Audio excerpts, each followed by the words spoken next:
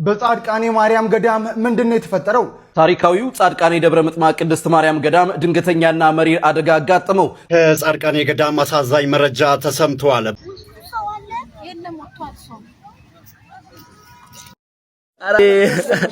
ወዮ አረድሌ በአርቲስት ነጻነት ወርቅነህ እህትና ወንድም ዙሪያ ዛሬ አዲስ አፕዴት አለኝ። በቀደም መታሰራቸውን ዘግቤላችሁ ነበረ። በዛሬው ዕለት ፍርድ ቤት ቀርበዋል። ለምንድን ነው ሴቶች ለእንትም የሚፈልጋችሁን ወንድ የምትወዱት ተብላችኋል? ገላ ገላ ገላ ገላይ ገላ ገላ ገላ። ሰላም እንዴት ናችሁልኝ? ውዴ ቻናሌ ተከታታዮች እኔ ያለው ዛሬም እንደተለመደው እናንተ ተመልካቾችን ዘናፍት ያደርጋሉ እንዲሁም ቁም ነገር ይገኝባቸዋል ብዬ ያሰብኳቸውን ወቅታዊና ሰሞነኛ ቪዲዮዎች ይዤላችሁ መጥቻለሁ። እስከ ቪዲዮ መጨረሻ ድረስ አብራችሁን ቆዩ። በዛሬ ቪዲዮአችን ከምናየው መካከል እንግዲህ የአርቲስት ነጻነት ወርቅነህ ባለቤት እንግዲህ በነጻነት ወርቅነህ ቤተሰቦች ላይ ከባድ ክሶችን እያቀረበች ትገኛለች። ስለሱ ይዤላችሁ የመጣሁት ቪዲዮ አለ። እንዲሁም በጻድቃኔ ማርያም ገዳም እንግዲህ ከባድ አደጋ ደርሷል እየተባለ ነው። ስለሱም ያመጣሁላችሁ ቪዲዮ አለ። እስከ ቪዲዮ መጨረሻ ድረስ አብራችሁን ቆዩ። ከዛ በፊት ግን ለቻናላችን አዲስ የሆናችሁ ቻናላችንን ሰብስክራይብ እያደረጋችሁ ቤተሰቡን እንዲሁም ይሄን ቪዲዮ በላይክ ጀምሩት። ያላችሁንም ሐሳብ አስተያየት ኮሜንት ላይ ጻፉልኝ። ወደ መጀመሪያው ቪዲዮ እንለፍ። ለአትክልቶቼ በሚሊዮን ብሮች አወጣለሁ ሞግዚትም አላቸው ስትል ተዋናይት የትናየት ታምራት ተናግራለች። ቤቷ የመኖሪያ ቢሮዋና የምትሰራባቸው ክሊኒኮች ሁሉ በአረንጓዴ ተክሎች የተዋቡ ናቸው። አትክልቶቿን በእናትነት ስሜት ነው የምታያቸው። አንድ ቅጠል እንኳ ቢረግፍባት በብርጭቆ ውሃ ውስጥ አድርጋ ስር እስኪያወጣ ድረስ የምትንከባከብ የአትክልት አፍቃሪ መሆኗም ኤፍኤም አዲስ ላይ ሰፍሯል። ሌሊት 9 ሰዓት ላይ ለጸሎት ስትነሳ የመጀመሪያ ስራዋ መጋረጃ ገልጣ አትክልቶቿን ማየት ነው። አትክልቶቼ እንደ ሰው ያናግሩኛል፣ ሐሳቤን እንዲነሳሳ ያደርጉታል በማለት ተፈጥሮ ለሰው ልጅ አእምሮአዊ ሰላም ያላትን ጉልበትም ተናግራለች። እናንተስ ለአትክልቶች ያላችሁ ፍቅር እስከምን ይደርሳል? ፎሎ እያደረጋችሁ ጻፉልኝ። ይህን ቪዲዮ ለአትክልት ልዩ ፍቅር ላላቸው ወዳጆቻችሁ ላኩላቸው።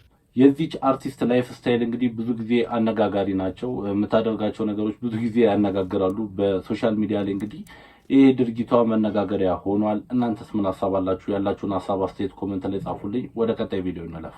ዛሬ ደግሞ ሰይፉ ኦን ኢቢኤስ ላይ የቀረበው ወንድሙ ጂራ ነበር ማለት ነው። እና ወንድሙ ጂራ እንዴት ልበላችሁ የሚከብድ ኤፒሶድ ነው ይሄኛው ኤፒሶድ ማለት ነው። የሆነ የሚከብድ ነገር ነበረው ማለት በጣም የሚያሳዝንና የሚያስከፋ ነገር ያወሩና ከዛ ደግሞ ፍርስ ብለው ደግሞ ይስቃሉ። በጣም የሚያስደነግጥ ነበር በቃ። እና እኔ ራሱ ሳየው ማለት ነው ጨ ምን ሊሆን አሁን ይሄንን አይቶ ጨ ደግሞ ምን ሊሆን እያልኩ ነበር ያየሁት። እና እንዴት ልበላችሁ አሁን ብሬክ ዳውን ካረግ ነው ማለት ነው። ወንድሙ ጂራ ማለት ኢትዮጵያ ውስጥ ቶፕ 10 በደንብ ከተከራከረን ቶፕ 10 የድምጽ ቃና ካላቸው ሰዎች ውስጥ አንዱ ቶፕ 10 በቃ የኢትዮጵያ የሙዚክ ኢንዱስትሪ ውስጥ እንደዛ ነው። ስለዚህ እንዴት ልበላችሁ አሁን ይሄን ሰውዬ አሰርቶ አለመክፈል በስነ ስርዓት አለመክፈል ማለት ሰውዬውን ከመግደል አይተናነስም እውነት ለመናገር ማለት ነው። ግን ይሄ ባድ ቢዝነስ ዲል የሚባለው ብዙ ቦታዎች የተፈጠሩ ነገሮች ናቸው። ለምሳሌ ውጭ ሀገር ወይ ኩቺ ምናምን ድራግ ምናምን ይሰጡና ከዛ ገንዘብ አይከፍሉም ወይ ኩቺ የለው ከዛ ደግሞ ገንዘቡን አልከፈላችሁት ምን ያርግሽ አሁን ይሄ ሰውዬ ከዚህ ብቻ ወደ ትንሽ ወደ ኋላ ደግሞ ስንሄድ ማለት ነው ወደ 40 ምናምንኛው ደቂቃ ላይ እንትን ሮሌክስ ተሰጠኝ ይላል። ሮሌክስ ተሰጠኝ ከዛ ሴትዮዋን አላየኋትም እንደዚህ አይቻታለሁ። ከዛ በኋላ ሰጠችኝ ጠፋች አለ። አይ ክንሲ የሰይፉ ዳይሬክተሮች በቃ የጠፋ ሰው አለ ማግኘት አለብን አሁን እናገናኛቸዋለን ነው የምልህ ብራዘር። እኔ ምን አለ በሉ ሰይፉ ኦን ኢቢኤስ የሚቀጥለው ሳምንት ወንድሙ ጂራንና ይሄ የጠፋችው ሴትዮ ማገናኘት። ሰይፉ ሾው እንግዲህ ከዕለት ወደ ዕለት የሚያቀርባቸው ሰዎች ከበድ ያሉ ሰዎችን እያቀረበልን ይገኛል። በዚህ ሳምንትም የቀረበው እንግዲህ ወንድሙ ጂራ ብዙ የህይወት ተሞክሮቹን እንግዲህ አጋርቶናል ሰይፉ ኦን ኢቢኤስ ላይ እና ብዙ የሚያሳዝን ታሪኮች አሉት። እና ወንድሙ ጂራ እንግዲህ በጣም በሙዚቃዎቹ ትልቅ ስራ የሰራ አርቲስት ነው። ከዚህ በላይ ክብር ይገባዋል። ወደ ቀጣይ ቪዲዮ እንለፍ። የመስገብገብ አመል እኮ በጣም አስቸጋሪ ነገር ነውና ዩቲ ተሸነፈች። በዳሽን ባንክ ላይ ውድድር ላይ በነበረው ተሸነፈች። ሌላ ሰው አሸነፈ።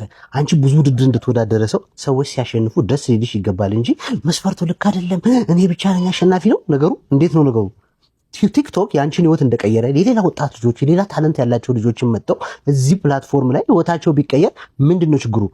አንቺ ግድ ማሰነፍ አለብሽ በዚህ እና ሼም ነው። ብዙ ውድድር እንድትወዳደረ እዚህ ቲክቶክ ላይ ብዙ አመታትን እንደቆየ ሰው ሌላ ሰዎች መጥተው ውድድር ሲያሸንፉ ደስ ሊልሽ ይገባል እንጂ ወተሽ ዳሽን ባንክ በጣም ሼም ነው እኛ ሳናሸንፍ ነው። እንዴት ነው ነገሩ? እንደ በየቦታው ላይ ብቻ ነው ነገሩ። እና ሼም ነው። አዳዲስ ሰዎችን ማበረታታት ነበረብሽ። ሰቆቃ የሆነ ፊልም ሰርተሽ ደግሞ እንዴ ልታሳቅቁ ነው? ቲክቶከሮችም ልታሳቅቁ ነው?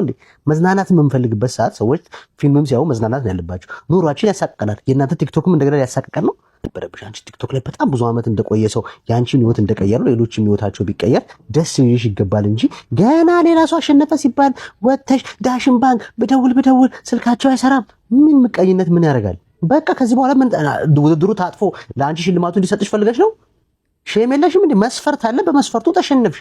ይሄ ሰቆቃ ፊልምሽ ወደቀ። ዩቲናስ እንግዲህ የዳሽን ሱፐር አፕ የውድድሩን ተሳታፊ ነበረች እና ያቀረበችው ቪዲዮ እንግዲህ በብዙ ሰዎች ላይ መነጋገሪያ ሆኖ ነበር፣ ግን ውድድሩን አላሸነፈችም። በዛ ምክንያት እንግዲህ እኔ መብላት አለብኝ ብላ ሶሻል ሚዲያ ላይ ወጣ እንግዲህ ትክክል አይደለም ብላ እያቀረበች ትገኛለች። ይሄ ነገር እንደኔም ዩቲናስ ያደረገችው ነገር ተገቢ አይደለም። ቻሌንጅ ሲሰጥ ሁሌ አንድ ሰው ማሸነፍ የለበትም፣ ለሌሎችም መሰጠት አለበት። እንዳየነውም እንግዲህ ያቀረበው ልጅ አንደኛው የወጣው ልጅ ትልቅ ስራ ሰርቷል። በዛም እንግዲህ አሸናፊነቱን ለሱ ተሰጥቶታል። እና አንዳንዴ መሸነፋችንንም አምነን መቀበል አለብን ብዬ አስባለሁ። እንደኔ እንደናንተ ምን ሐሳብ አላችሁ? ያላችሁን ሐሳብ አስተያየት ኮሜንት ላይ በጨዋነት ጻፉልኝ። ወደ ቀጣይ ቪዲዮ እንለፍ። እኔ የምላችሁ እንደው ከኛ ካበሾች ባህሪ ማለት ነው ገምት የምትለው አቃል የሆነ ነገር ገዝተን ስንመጣ ሰው ሲጠይቀን የት ገዛው ገምት እስቲ የት የገዛውት ይመስላል? ስንት ገዛው ገምት እስቲ ስንት የገዛውት ይመስላል? ሻጩ ራሱ ስንት ነው ስትለው ገምተው ችግር የለም ደስ ያለን ካልሆነ ይቀራል ገምት። እድሜ ስንት ይመስላል ገምት እስቲ በዚህ ጋር ወዴት ነው የሚወስደው? ገምት በቃ ገምት ነው። እና እናንተስ እስቲ ምንድነው የምታስገምቱኝ ነገር? እስቲ ልገምትላችሁ ለእናንተም እና ምን እየሰራው ይመስላችኋል? ገምቱ እስቲ ልላችሁ ነው አመጣጤ። ብቻ እኔ ምን አገባኝም አልላችሁም። ገምቱ ምን ይመስላችኋል ወይ አይመስልም ወይ የሚለውን ገምቱ ልላችሁ ነው። ይመቻችሁ። ካልተመቻችሁም ይመቻችሁ፣ ከተመቻችሁም ይመቻችሁላችሁ ነው። ገምት የምትሉኝ ነገር ጻፉልኝና እኔም እገምታለሁ። በቃ እንገማመት እስቲ። መቼም ይመቻችሁ። እግዚአብሔርን እንደማይመለሱ ይው አካዳቸው ያስታውቃል። እሺ የሁሉ ጓዝና የሁሉ አሸኛኘት ምንድነው? ሄደው ሊመለሱ አይደል የተነጋገር እና አባቱ ያየው አይደል? አባቱ ጭራሽ ወደዚህ ሀገር እንዳትመለስ እያለ እየመከረው ይው ማርያምን ይው በደንብ ይው ማዝም ብለ እንዳትመለስ ጭራሽ እያለው ነው። እቺኛዋን ደግሞ ተመልከታት። ተነቃብኝ ከሆን ተነቃብኝ ብላ ያታርጋ ጮልቃ የምታየው ጭራሽ ወደዚህ እንዳትመለሱ ተብሎ አየው እንጂ የነኛውን ደግሞ ሳቅሳቅ ይሏል። አየው በደስታ እስተሚወጣ ማለት ነው። አላመንም ጭራሽ እንደማይመለሱ ያውቁታል ሁላችሁም። አሁን የኛ ዘጋቢ ዝም ብላችሁ አርፋችሁ ቁጭ በሉ። ጠፉ ምናምን አያስፈልግም። የጠፋ አንተ ዘጋቢው ነው የጠፋ ከዚህ ምድር ላይ ማለት ነው። አየው በቃ በጣም ነው የሚሰናበቱ እንደማይመለሱ። ልጁ ያለው ነገር እንግዲህ ትክክል ነው። ከሀገር ለውድድር ለአንድ ሳምንት ለሁለት ሳምንት የሚወጣ ሰው የሁሉ ጓዝና የሁሉ ሻንጣ ይዞ የሚሄድ እንደማይመለሱ ገና ከዚህ ሲሄዱ ራሱ ያስታውቅ ነበር። ግን ይመቻቸው። ያው የተሻለ ኑሮ ፍለጋ ነው ሰው የሚሰደደው። በባህር ከሚሰደዱ እንደዚህ በትክክለኛው መንገድ በኤርፖርት ወጥተው ቢጠፉ ይሻላል። ሰው አለ የለም ወጥቷል። ሰው እዚህ ጋር ነው የሳቀው።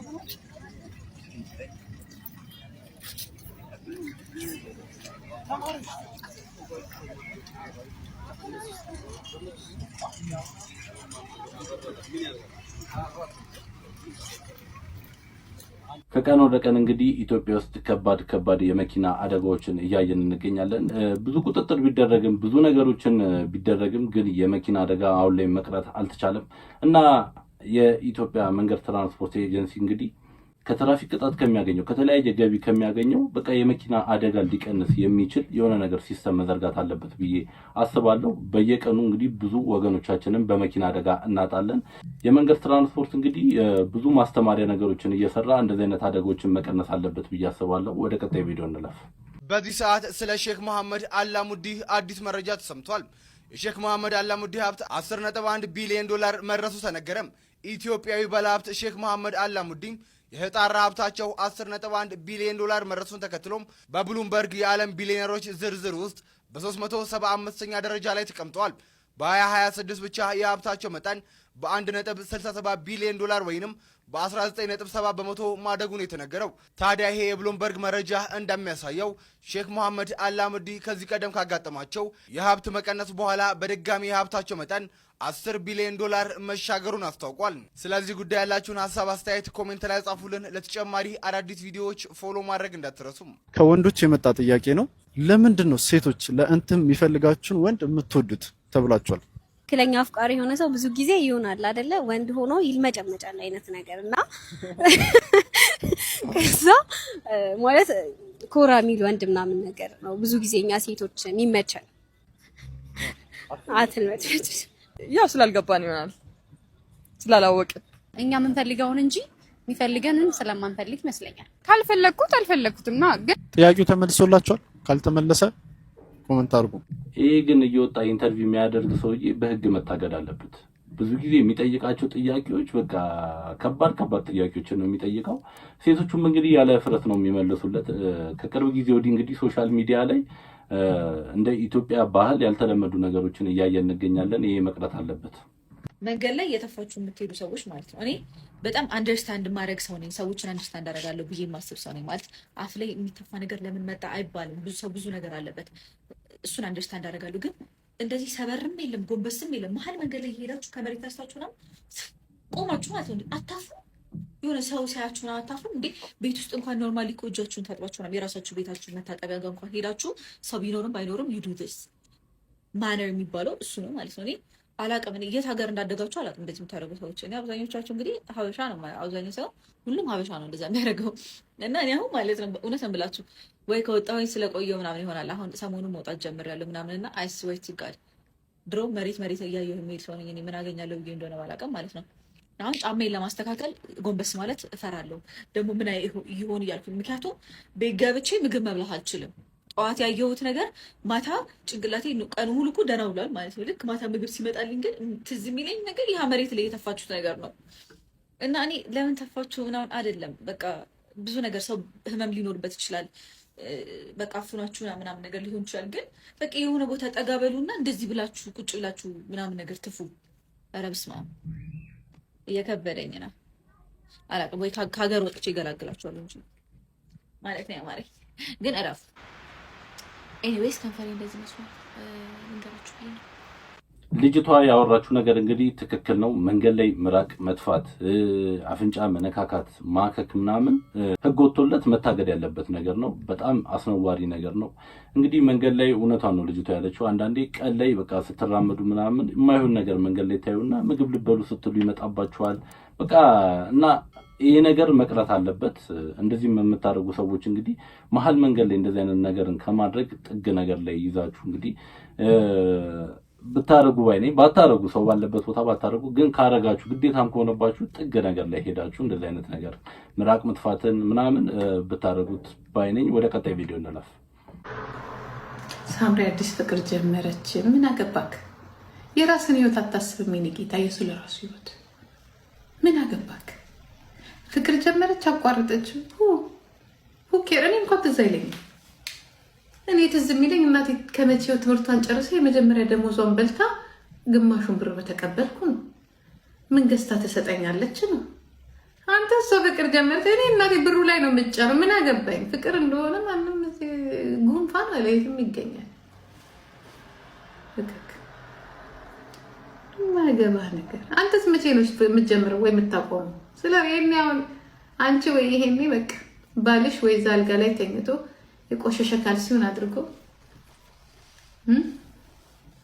እየሰራች አይደለ? ሙሉ ደሞዟ የሚሰጣት አሁን ነው። ከዛ 3500 ምናምን ብር የመጀመሪያው ስትበላ ግባ ትበላለህ። እናቴ በመጀመሪያ ደሞዟ ሳስበው ምንም ሳትሰጠን ቤት ልትገዛ ባንክ የምትሄድ ነው የሚመስለኝ። ሳምሪ ኧረ አልገባም ነው የምትለው ራሱ መች ገብቶ እናቴ ምናምን የምትል ነው የሚመስለኝ። እኔ እሱን መብላት ይናፈቅ።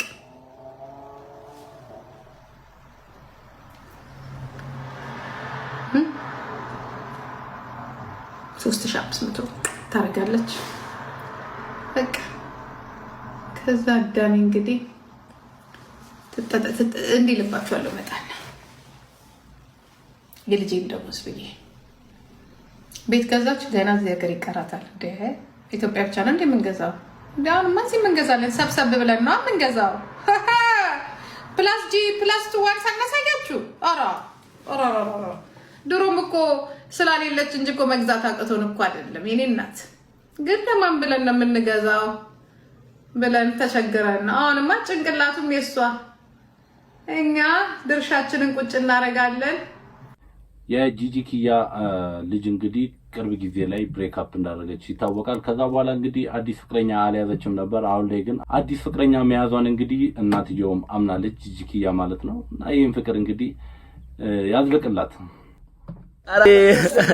ወዮ ወዮ አረድሌ አረድሌ አባቴ አባቴ አረ አባቴ አባቴ ወዮ ወዮ ወዮ ወዮ አረ አባቴ አባቴ አባቴ አረድሌ አረድሌ ወዮ ወዮ ወዮ ወዮ ወዮ ወዮ ድሌ አረድሌ አረድሌ አረድሌ ወዮ ጓደኞቼ በዱባይም በአገር ውስጥም ያላችሁ አጽናኑኝ። አባቴን ተነጥቄያለሁ ተነጥቄያለሁ ተነጥቄያለሁ። ወዮ ወዮ ወዮ ወዮ። ለቅሶ ላይ ግን እንዲህ ስልክ ይዛችሁ እያለቀሳችሁ ራሳችሁን የምትቀርጹ ሰዎች ግን ጤነኛ ናችሁ እንዴ? ሀዘን ከተባለ እኮ በቃ ማዘን ካለብህ በውስጥ ነው ሀዘን እዛ ጋር ሀዘን መግለጽ ያለብህ እንጂ ሰው እንዲያይል ካሜራ ሰልፊ ይዘህ ምናምን እያለቀስክ ራስን ቀርጸህ ሶሻል ሚዲያ ላይ መልቀቅ እና ጓደኞቼ አጽናኑኝ ዱባይም ያላችሁ ምናምን በቃ ካዝነህ እንግዲህ የሚያጽናናው ሰው አይደለም ፈጣሪ ነው የሚያጽናናው። ፈጣሪን ማጽናናቱን እንዲሰጥ መለመን ነው እንጂ በአደባባይ ላይ ካሜራ ይዞ ሶሻል ሚዲያ ላይ መውጣቱ ተገቢ ነው ብዬ አላስብም። እናንተስ ምን ሐሳብ አላችሁ በዚህ ጉዳይ ላይ? ያላችሁን ሐሳብ አስተያየት ኮሜንት ላይ ጻፉልኝ። ወደ ቀጣይ ቪዲዮ እንለፍ። ከጻድቃኔ ገዳም አሳዛኝ መረጃ ተሰምቷል። በሰሜን ሸዋ ዞን በሚገኘው የጻድቃኔ ማርያም ገዳም በደረሰ የመሬት መንሸራተት የ14 ሰዎች ሕይወት ማለፉ ተረጋግጧል። አደጋው ከባድ ዝናብን ተከትሎ የመጣ ሲሆን በመሬት መንሸራተትና ርዕደ መሬት ለጸበልና ለሱባኤ የመጡ 14 ምዕመናን ወዲያውኑ ሕይወታቸው ማለፉ ነው የተነገረው። ሌሎች 5 ወገኖቻችን ላይ ደግሞ ከባድና መለስተኛ ጉዳት መድረሱም ተሰምቷል።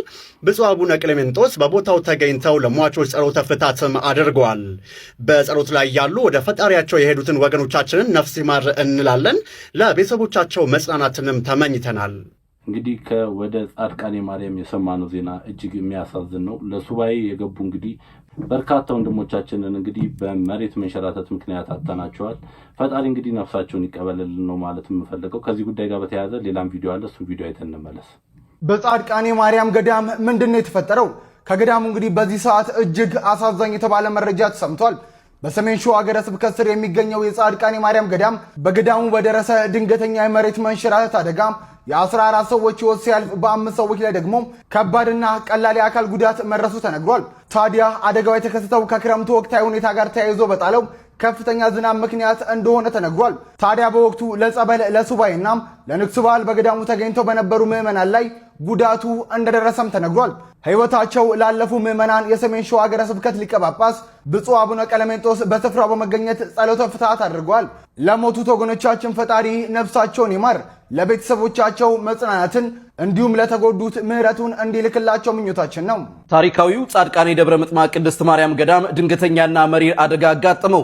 አደጋው የተከሰተው ለጸበል ለሱባኤና ለንግስ ከአራቱም አቅጣጫዎች በገዳሙ ተገኝተው በነበሩ ምዕመናን ላይ ሲሆን ምክንያቱ ደግሞ በጣለው ከፍተኛ ዝናብ ምክንያት በደረሰ የመሬት መንሸራተትና ርዕደ መሬት ነው። በዚህም የ14 ሰዎች ሕይወት ሲያልፍ በ5 ሰዎች ላይ ጉዳት ደርሷል። ሀገረ ስብከቱ በደረሰው ድንገተኛ አደጋ ጥልቅ ሐዘን እንደተሰማው ገልጾ ሕይወታቸውን ላጡ እረፍተ ነፍስን፣ ለተጎዱት ፈጣን ፈውስንና ለቤተሰቦቻቸው መጽናናትን ተመኝቷል። እንግዲህ በጻድቃኔ ማርያም በደረሰው አደጋ ብዙ ታዋቂ ሰዎች እንግዲህ ሐዘናቸውን እየገለጹ ይገኛሉ። እንግዲህ ፈጣሪ ለቤተሰቦቻቸው መጽናናትን ይስጥልን። ከዚህ ጋር በተያያዘ እንግዲህ ሰሞኑን ጾመ ፍልሰታ ይገባልና እንደዚህ አይነት ጥንቃቄዎችን እንድናደርግ ማሳሰቢያ ዘል መልእክቴን ማስተላለፍ ፈልጋለሁ። ጥንቃቄ እያደረግን ጾም ጸሎታችንን እንግዲህ ፈጣሪ እንዲቀበለን እንለምን። ለሞቱትም እንግዲህ ፈጣሪ ነፍሳቸውን ይማርልን፣ ለቤተሰቦቻቸው መጽናናቱን ይስጥልን። ወደ ቀጣይ ቪዲዮ እንለፍ። በአርቲስት ነጻነት ወርቅነህ እህትና ወንድም ዙሪያ ዛሬ አዲስ አፕዴት አለኝ። በቀደም መታሰራቸውን ዘግቤላችሁ ነበረ። በዛሬው ዕለት ፍርድ ቤት ቀርበዋል። ዛሬ ስላችሁ በእኛ አቆጣጠር ሰኞ ነው። በአብዛኞቻችሁ አካባቢ አሁን ማክሰኞ ስለሆነ መረጃው እንዳይዛበባችሁ ለማለት ነው። መሰረት ወርቅነህ እና ወንደሰን ወርቅነህ በስም ማጥፋት ወንጀል ተከሰው ፍርድ ቤት የቀረቡት በዛሬ ዕለት ፖሊስ የተጠረጠረበትን ጉዳይ አስረድቶም የ14 ቀናት የምርመራ ጊዜ ጠይቆ ነበረም። ሆኖ ፍርድ ቤቱ የ3 ቀናት ብቻ ጊዜ ፈቅዷል። በዚህ መሰረት ሐምሌ 30 እንደሚቀርቡ ሰምተናል። የመሰረት ወርቅነህ እና የወንደሰን ወርቅነህ ከሳሾች የነጻነት ወርቅነህ ባለቤት ንጽሕት ደሳለኝና እንደዚሁም አርቲስት አስናቀ ንጉሴ ናቸው። በፖሊስ ባቀረባቸው ክስም እነዚህ የነጻነት ወርቅነህ እና ወንድሞች ምንም አይነት ማረጃ ሆነ ማረጃ ሳይኖራቸው የግለሰቦችን ስም በሚዲያ በመውጣት ወንጅለዋል፣ ስም አጥፍተዋል በሚል ክስ ቀርቦባቸዋል። ፍርድ ቤቱ እንግዲህ የ3 ቀን ነው የሰጠው። ከ3 ቀን በኋላ የሚሆነውን ደግሞ ተከታትለን ወደ እናንተ እናደርሳለን።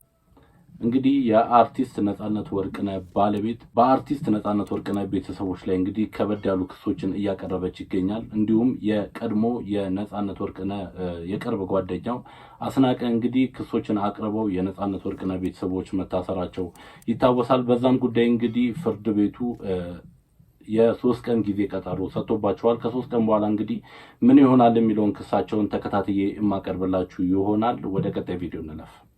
ሰበር መረጃ ተሰምቷል። ለዋስትና ብር መዋጮ ተሰብስቦለታል።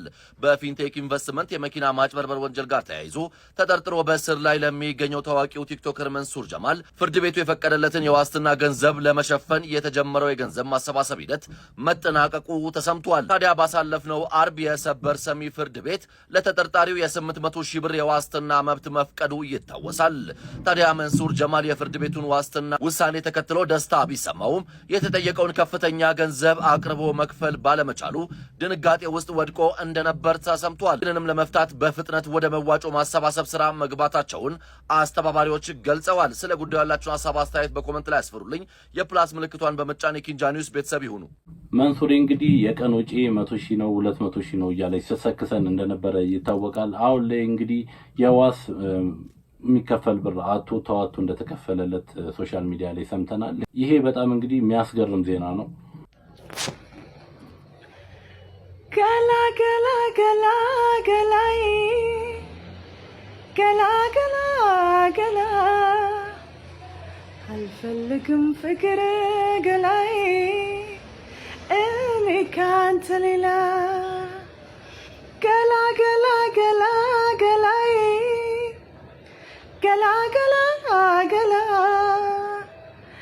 አልፈልግም ፍቅር ገላይ እኔ ካንተ ሌላ የኢትዮጵያን የ5 ዓመት ዕዳ እከፍላለሁ ድንግል ማርያም እስካለች ድረስ የኔ ገንዘብ ቢቃጠል አያልቅም ወዘተ እያለ ሲሰክሰን የነበረው ወልደ ጊዮርጊስ ኢትዮጵያውያንን ዘርፎ ከጠፋ ቀናት ተቆጥሯል። ዋይቤስ የሚባል ድርጅት በማቋቋም ገንዘብ አስቀምጣችሁ በየወሩ ከፍተኛ ገንዘብ ይከፈላችኋል፣ ከ6 ወር በኋላ ያስገባችሁትን ገንዘብ ይመለስላችኋል በማለት በርካታ ቢሊዮን ብር ከሰበሰበ በኋላ መጥፋቱ ተረጋግጧል። በተለይ አዲስ አበባ ውስጥ ቤትና መኪናቸውን እየሸጡ በሚሊዮን የሚቆጠር ብር ገቢ ያደረጉ በርካታ ሰዎች በዚህ ሰዓት እያለቀሱ መሆኑ ይታወቃል። ስለዚህ ይህ ቪዲዮ ለሚመለከተው አካል እንዲደርስ ላይክ አድርጉት፣ ሪፖስት አድርጉት፣ ሼር አድርጉት። ኮሜንት ላይ ገብታችሁ ፍትህ ይሰጠን እያላችሁ ኮሜንቱን አጥለቅልቁት። ድምፃዊ አብዱ ኪያር ምንድን ያጋጠመው? ከሰሞኑ ማህበራዊ ሚዲያውን ያነጋገረ አንድ ቪዲዮ ተለቆ ነበር። ቪዲዮን ያጋራው ራሱ ድምፃዊ ሲሆን ይዘቱም ለሚያቀርበው የሙዚቃ ስራ ማስታወቂያ ነበር። ነገር ግን በቪዲዮ እንደሚታየው ሰውነቱ በመቀነሱ ምክንያት በርካቶች ኤቢዲን እንዳናጣው ምንድነው የሆነው እያሉ ጭንቀታቸውን በየማህበራዊ ሚዲያዎቻቸው ላይ እያጋሩ ይገኛል። ድምፃዊው በዚህ ጉዳይ ላይ የሰጠው ምላሽ ባይኖርም በርካቶች እባክህ ራስህን ጠብቅ በማለት መልእክቶችን እያጋሩ ይገኛል። በዚህ ጉዳይ ላይ አዲስ ነገር ካለ ተጨማሪ መረጃን ይዤላችሁ እመቀርብ ይሆናል። እንግዲህ የአብዱኪያር የሰውነትና የፊት ገጽታን ትንሽ ለወጥ ማለት ተከትሎ እንግዲህ ብዙ ሰዎች ህመም ላይ ነው እንዳናጣው እንደ ሌሎች አርቲስቶች በድንገት እንዳናጣው እያሉ እንግዲህ በስፋት በሶሻል ሚዲያ ላይ እየተናገሩ ይገኛሉ። የአብዱኪያር እንግዲህ የቅርብ ወዳጆች እንግዲህ ይህን ነገር ክትትል አድርጋችሁ ህመምም ከሆነ ወደ የሚታከምበት ቦታ መውሰድ አለባችሁ ብዬ አስባለሁ። በእናትህ ከፍቶኛል ጆ በእናትህ እና አልፈልግም ጆ በዚች ጋር ነው ቤቱ ና እኔም ቢሆን እኮ አሳየዋለሁ። ና ጆ ና አባቴ ና። ይኸው እንደዚህ ነው የምተኛው። ይኸው ከነ ልጆቼ ጋር እንደዚህ እያደረኩ አታውልቅ። ኧረ ልጆቼ በጭራሽ ጆ አለ ደስ እንዲለኝ። ወይኔ በምን ወንበር በአላህ ኧረ ችግር የለም። ኧረ ኖርማል ነው ችግር የለም። በኃይሉ ወንበር በአላህ ችግር የለም። ቻይና ነው ከነጫማ ይገባው። ኧረ በቁርአን ስም ኖርማል ነው። ኧረ ጉትበል ኧረ እግዚአብሔር ቻይና እንካጁ። ስንት ናችሁ እዚህ የሚኖሩት?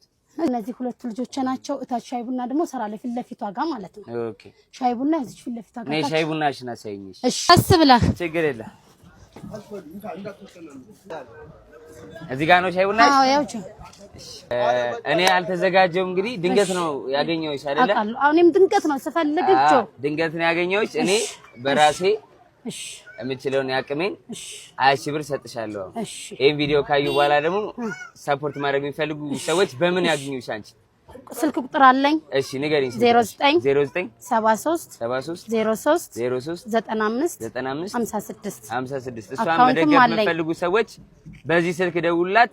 ንግድ ባንክ አካውንቷ ደግሞ አለኝ 1000 74 38 34 497 እሺ ጆዬ በጣም ነው የማመሰግነው። ካላይ ስጥክ ሳልዘጋጅ ስለሆነ ነው። እኔም በጣም አስደምቀኛል። በረካሁን ወንድሜ በረካሁን። እንግዲህ ቲክቶከር ጆን ዳንኤል ያደረገው ነገር እጅግ ሊበረታታና ሊደገፍ የሚገባው ተግባር ነው። ጆን ዳንኤል እንግዲህ ለሰው ደራሽ መሆኑን አሁንም አስመስክሯል። እናመሰግናለን ጆ። ስትቀመጪ ይጠባል እንደዚህ ዘቅ ስትልና ሰላም እንዴት ናችሁ? ሰላም እንዴት ነህ? ማን ጋር ነኝ? ኦፊ ነሲ ኦፊ ነሲ። የመጀመሪያ ጥያቄ ሴት ልጅ እጅግ በተጠቀመችበት ቁጥር እየሰፋ የሚሄድ ምንዋ ነው? ሰውነቷ ትንሽ ለማሻሻል ሞክሩ። አይ ቲንክ የማሰብ ችሎታዋ ጭንቅላቷ ኦፊ አንደኛ። የመጀመሪያ ጥያቄ ኮምፕሊትሊ ተመልሷል። ያንቺ ራሱ የማሰብ ችሎታሽ ከፍ ያለ እንደሆነ ያስታውቃል። አንድ ጊዜ ከተቀደደ በኋላ መልሶ የማይሰፋ ነገር ምንድን ነው? ብር ምንድነው? እዛ ጋር ያለው ፊኛ ነው። እሺ ምንድነው? አፉፋ የሚባለው በኦሮምኛ። እሺ ችግር የለም በኦሮምኛ ተመልሷል። ሁለት ጥያቄ መልሷል። ወንድ ልጅ ከቁመቱ ውጪ ሲቀመጥ የሚያጥር ሲቆም ደግሞ የሚረዝም ምኑ ነው? ማራን ያለክ I didn't know ደረት ለምን ስትቀመጪ ይጠባል? እንደዚህ ዘቅ ስትልና ጥላው ነው። ጥላው ሻዶ ነው። ሻዶ ላይ ጥላው አለ አይደለ? እሱ ሲቀመጥ ያጥራል፣ ሲቆም ይረዝማል። ችግር የለም። 1000 ብር መውሰድ ትፈልጋላችሁ? 1000 ብር መውሰድ ከፈለጋችሁ ስልክሽን ትከፍቻለሽ። ቲክቶክ ላይ ፎሎ ካደረግሽኝ 1000 ብር ትወስዳላችሁ። እሺ ቼክ አድርጊ። ፎሎ ያደርገኛል፣ አንፎሎ ያደርገኛል፣ ፎሎ ያደርገኛል፣ አንፎሎ ያደርገኛል። ፎሎ ያደርገኝና 2 ቀን 3ኛው ቀን ላይ አንፎሎ ያደርገኛል። ያደረኩ አይመስለኝም ግን ፈጣሪ ይርዳሽ። እሺ the great game ወይም ታላቁ ጨዋታ great game ያ ታላቁ ጨዋታ እሱ ጋር ላይ ያለው ማለት ነው። ፈጣሪ ሆይ እርዳቸው። ፎሎ አላደረጉም። አሁን እናደርጋለን፣ ግን 500 ብር እንሸልማችኋለን። የዚህን ሽልማት 500 ብር ሰጣችኋለን። 500 ብር ታነሳላችሁ። ኦልሬዲ የኛው ጨርሳችኋል። 500 የዚህን ሽልማት 500 ብር ትወስዳላችሁ። 500 ቁጥሩ አንሷ አንድ ቆያ ቁጥር እንዴ ስንት ነው ይሄኛው? ስንት ነው? 3 4 አይደለ? ከዛ አንድ ትጨምራላችሁ 5 ማለት ነው። ያው አነሳች ስጫት። ከዛ 5ቱን ስጫት። ያዙት። መርካቶ ላይ የተፈጠረው ምንድነው? ይህንን ቪዲዮ አይተን እንመለስ።